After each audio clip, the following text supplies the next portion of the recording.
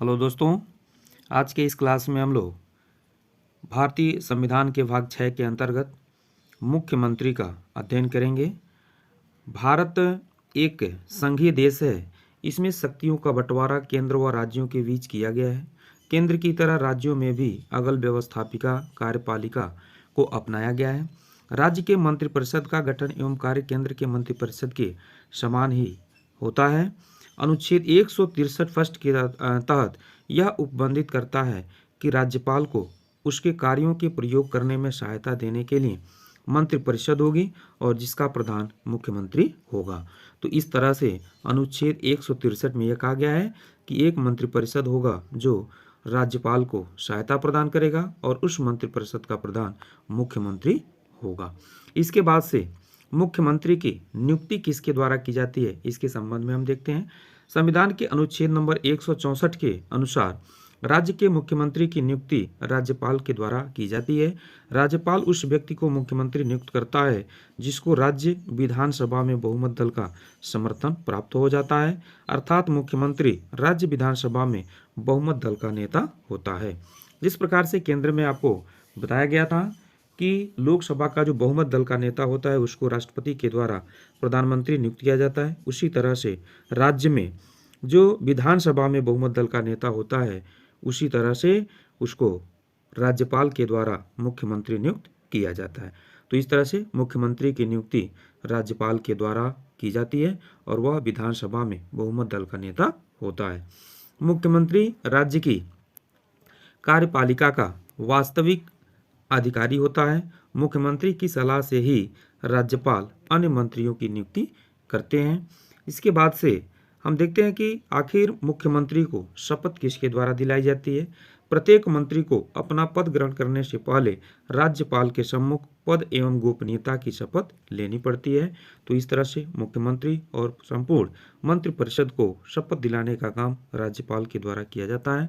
इसके साथ ही साथ मुख्यमंत्री अपने त्यागपत्र भी किसको सौंपते हैं, राज्यपाल को ही सौंपते हैं अगर उनको त्यागपत्र देना है तो। वेतन और भत्ता देखते हैं कि मुख्यमंत्री के वेतन और भत्ते कहाँ से दिए जाते हैं।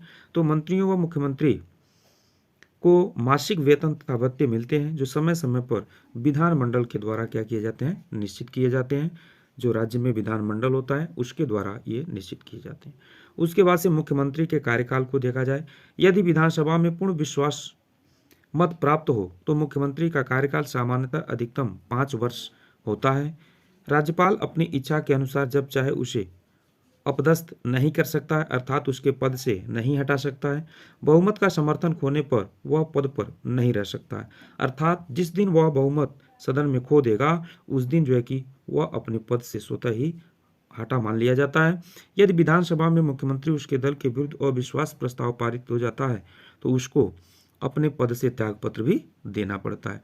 तो इस तरह से कार्यकाल 5 वर्ष होता है, लेकिन कार्यकाल के पहले भी उसको उसके पद से हटाया जा सकता है 2 कंडीशन में, अविश्वास प्रस्ताव पारित करके, अन्यथा की स्थिति में यदि वह समर्थन खो देता है तो इस स्थिति में भी उसका जो है कि समय सीमा समाप्त हो जाएगी। इसके बाद से दिया है मुख्यमंत्री के कार्य एवं शक्तियाँ कि मुख्यमंत्री को कौन कौन सी शक्तियाँ प्रदान की गई हैं। सबसे पहला शक्ति आप देख रहे होंगे, मंत्रिपरिषद का निर्माण करना। राज्यों में मंत्रिपरिषद का निर्माण राज्यपाल मुख्यमंत्री के परामर्श से करते हैं। ऐसा अनुच्छेद 164 फर्स्ट में बताया गया है कि मंत्रीगण राज्यपाल के प्रसाद पर्यंत अपने पद पर आसीन रहेंगे, परंतु राज्यपाल अपनी इस शक्ति का प्रयोग मुख्यमंत्री की सलाह पर ही करेगा। मुख्यमंत्री अपनी नियुक्ति के पश्चात उन व्यक्तियों की सूची तैयार करता है जिन्हें वह मंत्रिपरिषद में लेना चाहता है और राज्यपाल सूची में दिए गए व्यक्ति को मंत्री नियुक्त करने से इनकार नहीं कर सकते हैं। तो इस तरह से पहला काम है मंत्रिपरिषद का निर्माण करना। दूसरा काम है मंत्रियों की पदच्युति व विभागों का वितरण, अर्थात मुख्यमंत्री को किसी मंत्री के कार्य से प्रसन्न नहीं है तो वह अपने उसे त्यागपत्र देने के लिए कह सकता है या वह अपनी इच्छा से मंत्रिपरिषद में फेरबदल भी कर सकता है, यानी किसी विभाग को किसी मंत्री से लेकर के अन्य सदस्य को विभाग सौंप सकता है। ये पूर्ण रूप से अधिकार मुख्यमंत्री को होता है। तीसरा अधिकार है वह है मंत्रिपरिषद का अध्यक्ष। मंत्रिपरिषद अपना समस्त कार्य मुख्यमंत्री के नेतृत्व में ही करता है। मुख्यमंत्री की परिषद की बैठकें बुलाता है और इस बात का निश्चय करता है कि बैठकें कब और कहाँ होंगी, एजेंडा क्या रखा जाएगा। मुख्यमंत्री की मंत्रि परिषद की बैठकों की अध्यक्षता करता है और उसके निर्णय से राज्यपाल को सूचित करने का कार्य करता है।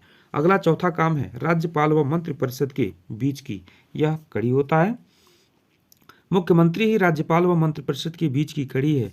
कोई भी मंत्री मुख्यमंत्री की आज्ञा के बिना राज्यपाल से मिलकर प्रशासनिक मामलों के बारे में बातचीत नहीं कर सकता। राज्यपाल को यदि कोई भी प्रशासनिक सूचना चाहिए तो वह मुख्यमंत्री से ही प्राप्त करेगा। तो इस तरह से राज्यपाल व मंत्रिपरिषद के बीच के कड़ी का कार्य मुख्यमंत्री के द्वारा किया जाता है। पांचवा जो प्रमुख कार्य है शासन के विभिन्न विभागों में समन्वय। शासन के विभिन्न विभागों में तालमेल होना आवश्यक है, क्योंकि एक विभाग की नीतियों का दूसरे विभाग पर अवश्य प्रभाव पड़ता है। सभी विभागों के मध्य समन्वय स्थापित करने का कार्य मुख्यमंत्री के द्वारा किया जाता है।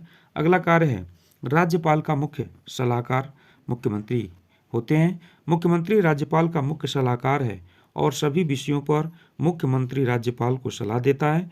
राज्यपाल प्रायः सभी विषयों पर मुख्यमंत्री की सलाह मान लेता है, सिवाय उन विषयों को छोड़ करके जब वह केंद्रीय सरकार के निर्देशन में कार्य कर रहा हो। तो इस तरह से राज्यपाल का मुख्यमंत्री सलाहकार के रूप में कार्य करते हैं। अगला है विधानमंडल का नेता। मुख्यमंत्री विधानमंडल का नेता समझा जाता है, जिसके नेतृत्व व मार्गदर्शन में विधानमंडल अपना काम करता है।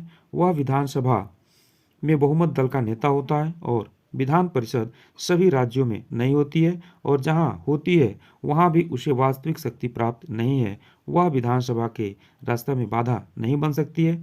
यही कारण है कि मुख्यमंत्री विधानमंडल से जो कानून चाहे वह बनवा सकता है। तो इस तरह से मुख्यमंत्री विधानमंडल का नेता होता है। अगला जो कार्य है वह है विधानसभा को विघटित करने का अधिकार। मुख्यमंत्री विधानसभा के प्रति उत्तरदायी है और जब तक सदन में उसे बहुमत प्राप्त न रहे तब उसके सामने दो रास्ते होते हैं। पहला रास्ता यह होता है कि वह त्यागपत्र दे दे और दूसरा है कि वह राज्यपाल को सलाह देकर के सदन को विघटित कर सकता है। प्रायः राज्यपाल विघटन की मांग को अस्वीकार नहीं कर सकता है। तो इस तरह से मुख्यमंत्री की ये कुछ प्रमुख शक्तियाँ थी। फिर से हम लोग अगले क्लास में मिलते हैं। तब तक के लिए आप सभी लोगों को बहुत बहुत